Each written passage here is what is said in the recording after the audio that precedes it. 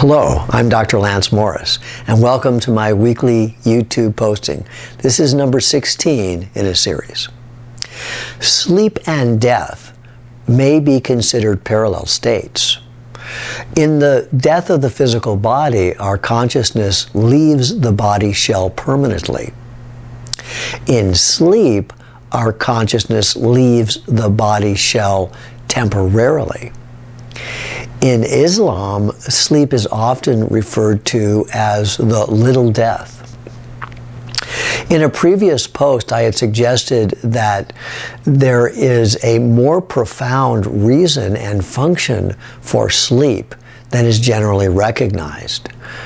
Sleep is an opportunity presented to us virtually every day to master the transition between waking and sleeping with a continuity of consciousness.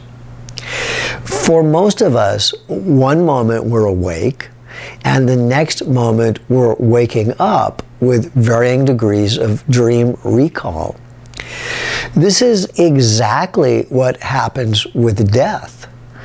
One moment we're alive, and the next moment we find ourselves in a new baby body with varying degrees of prior life recall.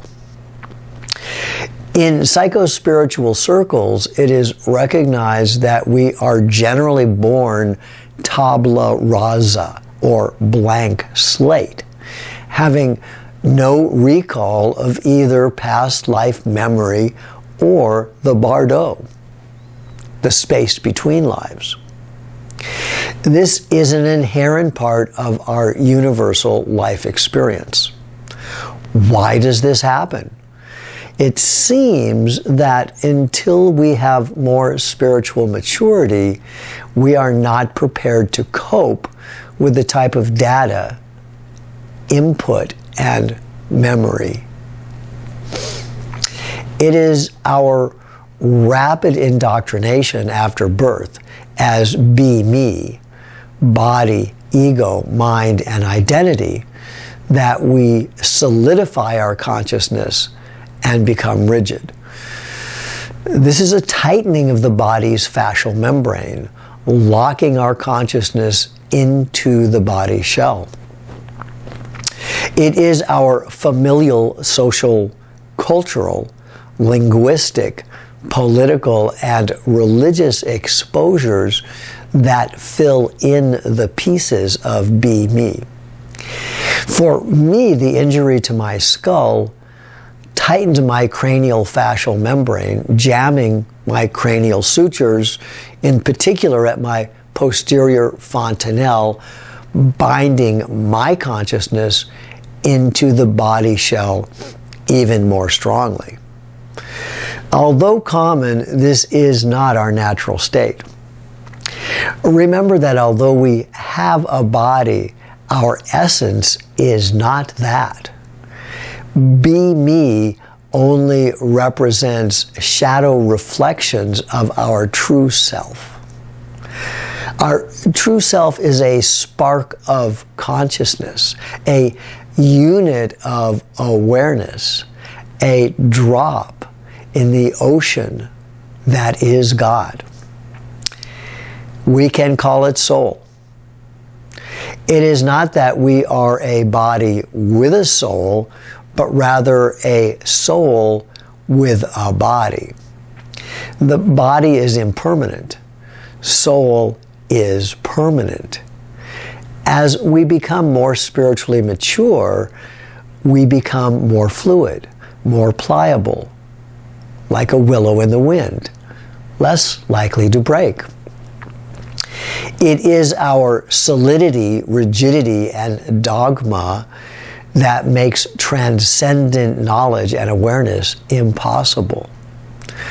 Our flexibility and fluidity are to be found in our attitude toward life, which in turn has a direct influence on fascial torquing. Gratitude for all life experiences. Neither good nor bad, just experiences and the free will choice to react, be conditioned, or not react, to choose unconditioned.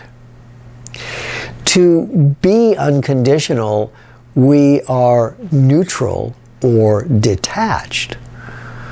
This is not to disconnect us from the world or be cold or callous, but rather to be the most authentically empathic. To stop projecting out, to stop projecting back, to stop projecting judgment towards self or others.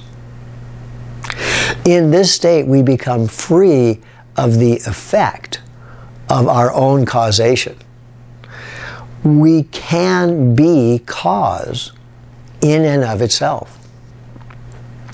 Is such a condition possible while living in a human body?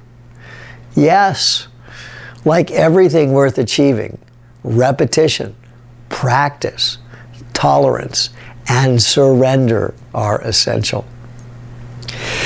If we do not master the transition from waking to sleeping to waking consciously, then why or how do we expect to master the transition from life to death to life?